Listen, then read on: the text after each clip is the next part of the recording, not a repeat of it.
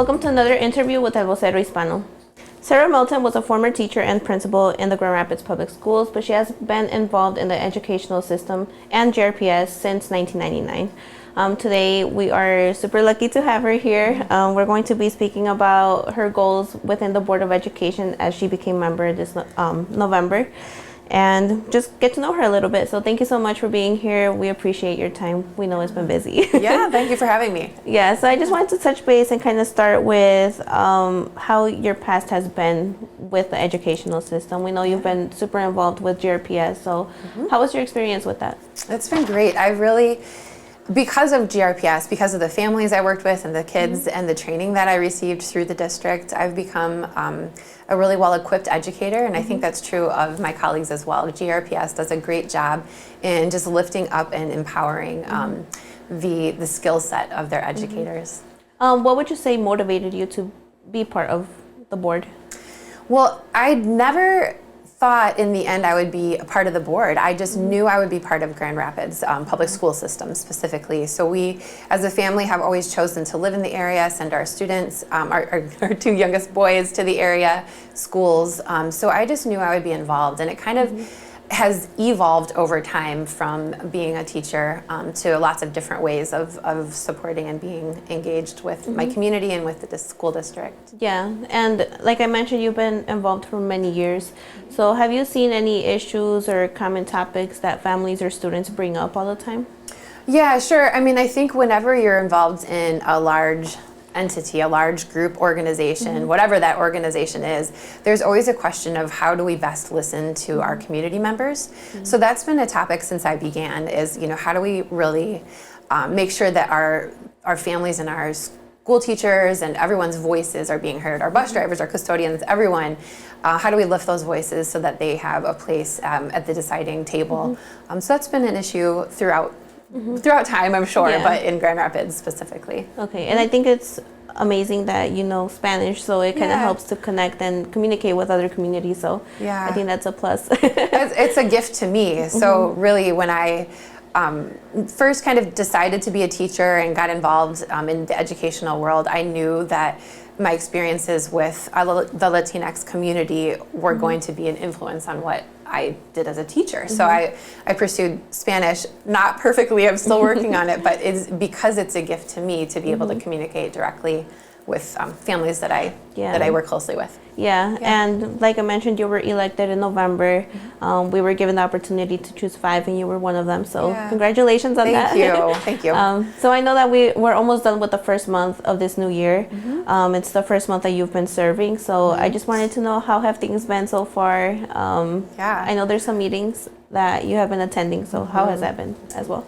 Well, I'm jumping into a really big part of what the board does. So they've gone through COVID-19, they found a new superintendent, so there's been a whole lot of things going on, and then the facilities master plan has just started, where we take a look at our entire city and look at the buildings that we've had in place really forever. I mean, most of our buildings date back to at least the mid-50s and 60s, and we are no longer in that era of teaching. You know, it's 2023, and what the future looks like is really different for our kids, and we have to make sure we adapt our systems and our buildings to support those needs. So I feel like I'm jumping into something really important that we have to get right as a community, as a board, as a leadership team in the district. So it's, I think, jumping into a lot of really important conversations. And I really enjoy it. I love it. I feel like it's just been my life dream to help in this way. So I'm hoping that all the things that I've experienced and gone through will help me add to the conversation in a way that honors our community. Yeah, and I know it's only been the first month, but we have 11 months to go for this year and years more years. After. Yeah.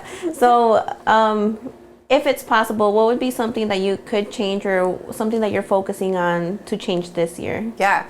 Well, things that are already in motion would be the facilities master plan, and it's not just a plan, that plan is actually an action item, you know, in terms of what we start changing physically. And I really believe the physical environment helps the outcomes of our students. Even our students' social emotional health depends on an environment that's healthy and conducive to the things that we want to see for them: collaboration, creative thinking, problem solving. So that's one. The other thing that's definitely more immediate is the food going on. So the student voice has been really clear, and it has been for some time, that they are wanting different options and a different involvement level in how the food is served, what is served. But that's been going on. So luckily I'm jumping in when the district has already started this work. So they're working with a nationally renowned person who comes in and really helps see from a larger perspective how we can improve the system and the food. And I see a lot of work going on, specifically with Dr. Roby, where she's listening to the voice of students.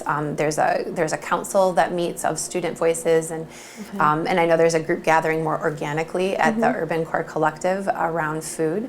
So I think that that's going to be moving forward quickly, and I'm excited to help be a part of that. Yeah, I used to be a GRPS student, and I think even though there's students kind of voicing about the food options and everything, I think once you're older and years go by, you miss that food. I did eat food with the cafeteria quite often as a principal. But it's good still, memories. but to hear them, and I do think a lot of it has to do with the facilities we're serving it into. It's limiting in terms of giving options to students, which is so much more common in our world today, to have options for food. Even as dietary needs have changed, there's just so much more we could do after the facilities are updated. That I think come the next couple of years we'll start seeing big change, but I know even this year we'll start to see some food options change. That's great. I think it's something positive that we're moving towards. So the other issue I wanted to speak about, I know it's a little difficult to speak about, but it's been happening, and I think we should talk about it.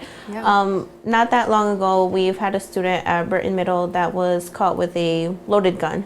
Thankfully, there wasn't any tragedies. It didn't end in a tragedy, and officials were able to stop from anything happening. So as a board member, I just wanted to know what you or your colleagues were kind of thinking about. I know it's a little difficult and controversial.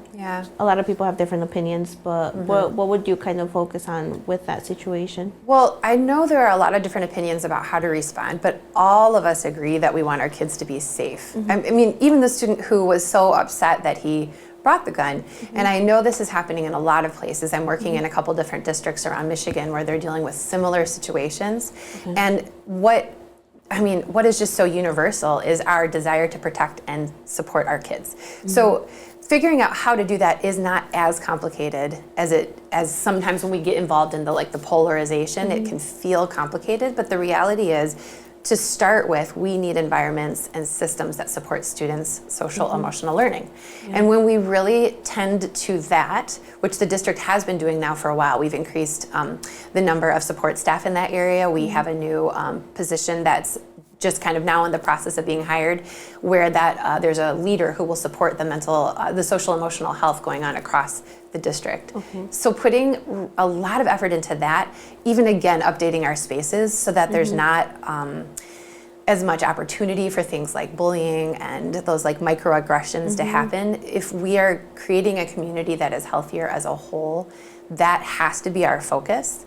And then we work with experts on the details of how those larger problems like firearms, which really are not starting in the school, those are starting really in the community. So we need to rely on community experts to help us form I don't even want to say a response, a proactive approach to making sure that our kids are safe. Because just from our experience as media, we posted the news article, and we've had a lot of different reactions from parents. So we've seen that some were blaming the school, but most of them were blaming parents in their own home. And we know it goes, it kind of starts with where did the child get the firearms and all of that. So, but the other issue is mental health illness, and I think that has affected many people, especially after the pandemic.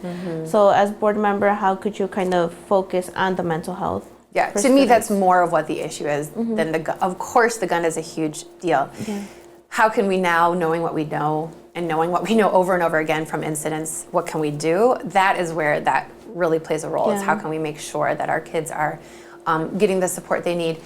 And it's not going to be a curriculum that's put in place. Of course, that can help, but what it's going to be is making sure that our systems themselves are healthy, so that the quality of our schools, the delivery of instruction from all of our staff involved in schools, so all of those entities are healthier and really can be focused on student social emotional learning integrated into the day.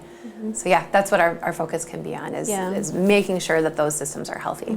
Yeah, I think there's a lot of factors that go into this, but I think the priority is just making sure that all of our students are safe. And I think with new voices, new faces, and new opportunities, I think we can be able to go towards a positive way. So yeah, and the kids really know what that is. We've had some surveys out over the years. We've done different surveys. I know there was just one again in the spring that gives students opportunities to say how they feel in terms of a sense of belonging, a sense of purpose at school, a sense of connectivity to their staff that support them.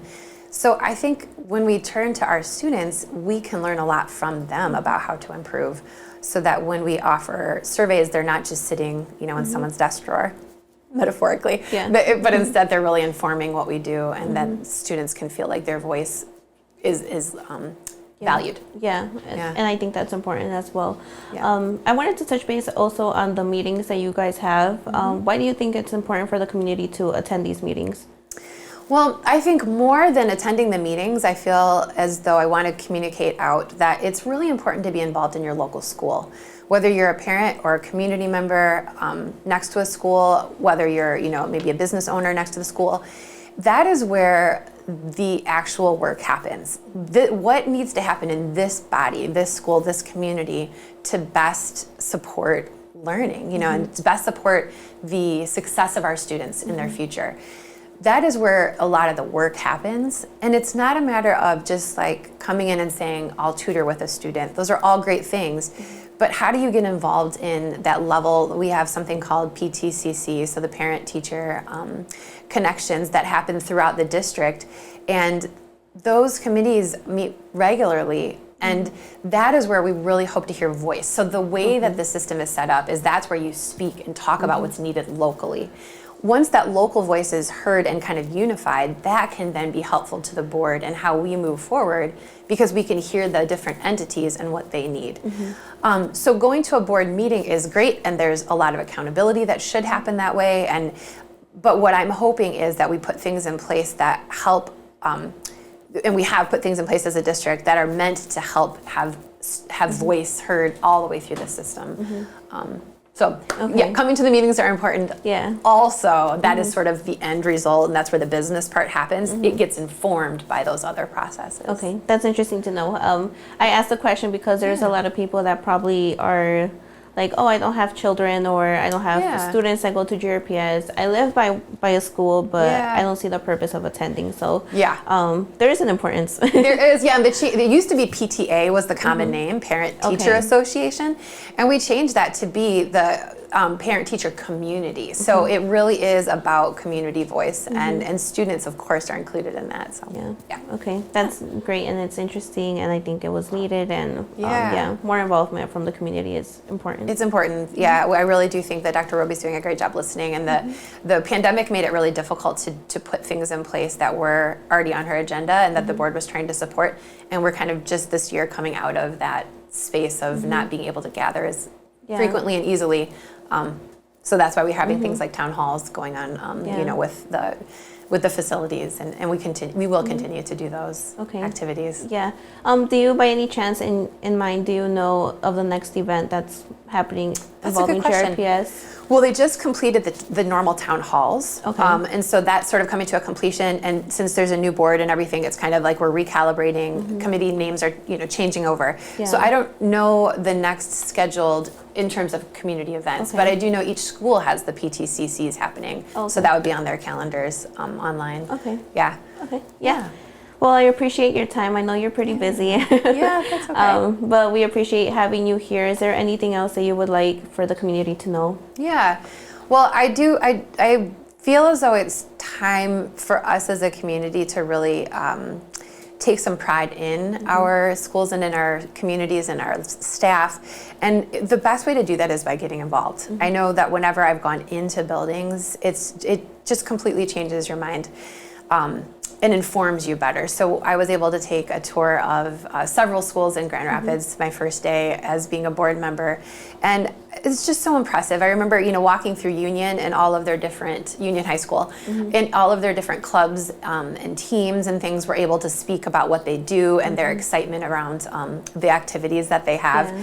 And each student was so articulate and well prepared, and just had such professional conduct that it was really impressive to see. So whenever you can get involved in the school system, I think it helps us build pride, and there's just so much to be proud of in Grand Rapids. Yeah, and I also went to Union High School, so it's great to hear that. Yeah, it was a beautiful place. Yeah.